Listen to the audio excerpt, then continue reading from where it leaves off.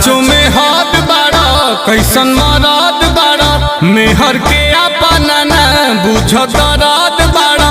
ना मन बेवकूफ हवा साचो में हाथ बाड़ा कैसन मराद बाड़ा मेहर के अपना ना बुझ दराद बाड़ा सुना तो लिखे का कि यदि होई ऊंचा खाला त कपारे धरब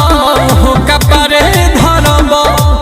दुआरा पपुआरा बिछा के सुत तार मजा मार ली भुआरा त का करब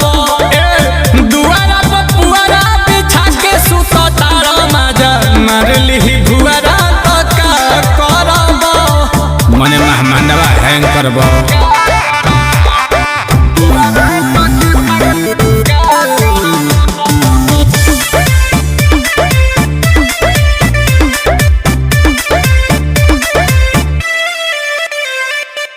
रहेला बहारा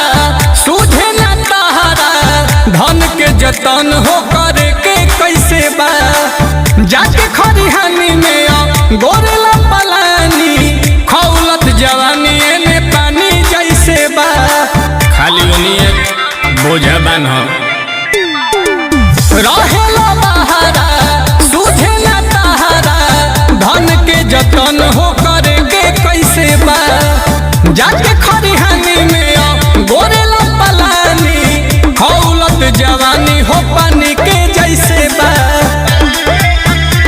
दूसर जीत ली किला तू ढीला पड़ब हो तू ढीला पड़ब दुआरा पपुआरा बिछा के सुत तारा मजा मारली भुआरा त का करब दुआरा पपुआरा बिछा के सुत तारा मजा मारली भुआरा त का करब बेराम पड़ीगो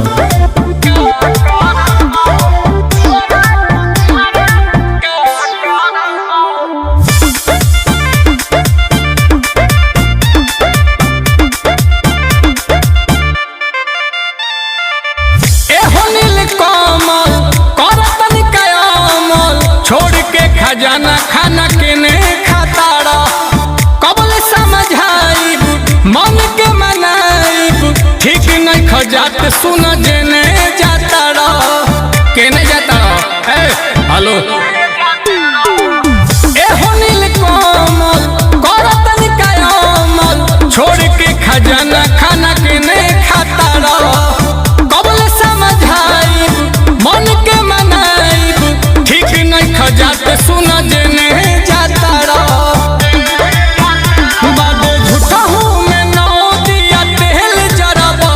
हो अन्हार करब दुआरा पपुआरा बिछा के सुत तारा मजा मारली भुआरा